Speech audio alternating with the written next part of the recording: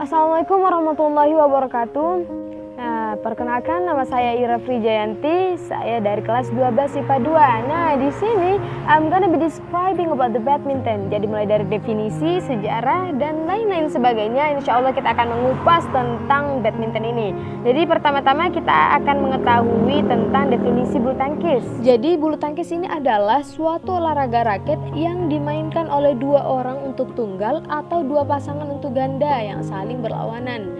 Nah, dari segi tujuannya, bulu tangkis ini hampir mirip dengan tenis, yakni memiliki tujuan untuk memukul bola permainan atau shuttlecock melewati jaring atau net agar jatuh di bidang permainan lawan yang sudah ditentukan, dan juga berusaha untuk mencegah lawan untuk melakukan hal yang sama.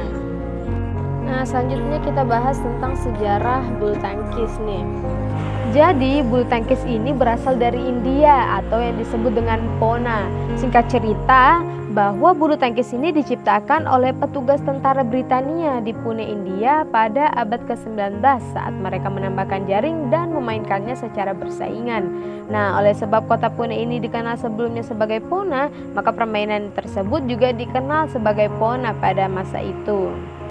Nah, dalam perkembangannya, permainan ini dibawa ke Inggris dan berkembang di sana. Kemudian permainan ini dinamakan dengan badminton. Jadi permainan bulu tangkis ini berkembang ke seluruh dunia sejak abad ke-17, terutama di Eropa, India, dan Tiongkok. Sedangkan perkembangan yang paling menonjol adalah di Inggris, sehingga orang-orang Inggrislah yang menciptakan peraturan-peraturan permainan sampai membentuk persatuan bulu tangkis tingkat nasional.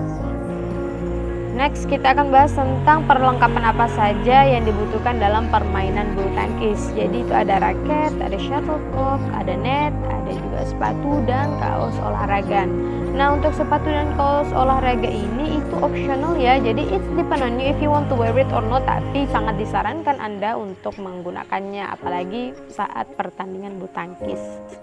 Nah, dalam permainan bulu tangkis kita juga membutuhkan lapangan ya. Jadi ukuran lapangan bulu tangkis ini adalah panjangnya 13,4 meter dan juga lebarnya adalah 6,1 meter. Nah, selanjutnya mari kita mengenal macam-macam partai di dalam permainan bulu tangkis.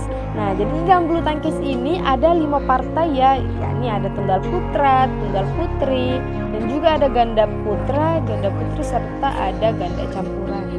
Nah, next kita akan membahas tentang cara memegang raket. Nah, jadi di dalam permainan bulu tangkis ini ada 3 macam pegangan raket. Nah, yang pertama adalah pegangan forehand. Nah, jadi pegangan forehand atau pegangan dasar ini adalah pegangan yang dapat diperoleh dengan cara mendirikan raket yang sisinya tegak dengan lantai. Pegangan ini pula hampir sama dengan posisi saat tangan sedang bersalaman.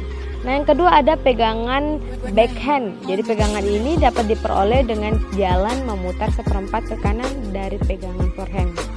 Nah, yang ketiga ada pegangan pukul kasur atau Amerika. Jadi cara pegangan ini adalah mula-mula raket diletakkan secara mendatar di atas lantai. Kemudian ambil dan peganglah raket pada pegangannya sehingga bagian tangan antara ibu jari dan jari telunjuk itu menempel pada bagian permukaan yang lebar. Nah, next kita akan membahas tentang taktik dan strategi dalam permainan bulu tangkis. Jadi, taktik adalah suatu siasat atau akal yang dirancang dan akan dilaksanakan dalam permainan oleh perorangan, kelompok, maupun tim untuk memenangkan suatu pertandingan secara sportif. Nah, sedangkan strategi adalah pendekatan secara keseluruhan yang berkaitan dengan pelaksanaan gagasan, perencanaan, dan eksekusi sebuah aktivitas dalam kurun waktu tertentu. Jadi kita harus memiliki taktik dan strategi yang cukup bagus dan kuat dalam setiap pola permainan yang ada di permainan bulu tangkis ini agar kita bisa memenangkan permainan tersebut. Berbicara tentang taktik dan strategi, ini sangat berkaitan erat dengan pola permainan bulu tangkis. Jadi yang pertama ada pola penyerangan. Nah, penyerangan yang baik adalah menggunakan tenaga sekecil mungkin untuk mendapatkan poin atau mengalahkan lawan. Oleh karena itu, diperlukan analisis taktik dan strategi dalam bermain agar dapat merealisasikan penyerangan. Jadi ada beberapa taktik dan strategi penyerangan yang dapat digunakan dalam permainan bulu tangkis. Antara lain yakni ada front and back, side by side, dan lain-lain sebagainya. Sedangkan teknik yang dapat digunakan dalam penyerangan adalah pukulan service, pukulan drive, pukulan drop shot, pukulan netting, pukulan smash, dan juga pukulan lob. Next, pola selanjutnya adalah pola pertahanan. Jadi, bertahan adalah cara untuk mempertahankan daerah sendiri dengan dapat mengembalikannya shuttlecock ke daerah lawan melewati atas net dan tidak dapat dikembalikan oleh lawan. Pertahanan yang baik dapat terjadi dengan adanya taktik dan strategi yang tepat pula, seperti menerapkan pola front and back, side by side, dan lain-lain sebagainya. Nah, kebanyakan permainan rally juga mengharuskan pemain mahir melakukan pukulan lob.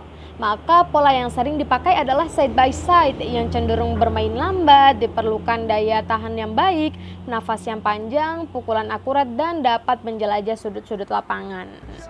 Ya, ini adalah salah satu contoh permainan bulu tangkis ganda putra. Nah, di sini dengan jelas terlihat bahwa mereka mengaplikasikan dan menerapkan taktik dan strategi mereka dalam permainan. Seperti mereka melakukan pola side by side dan juga di sini ada front and back ya. Ya, demikian beberapa pembahasan kita mengenai bulu tangkis pada kesempatan kali ini. Jadi, kurang dan lebihnya mohon dimaafkan. If there is wrong of this video, I beg your pardon because no one is perfect in this world. And the last I say, Assalamualaikum warahmatullahi wabarakatuh.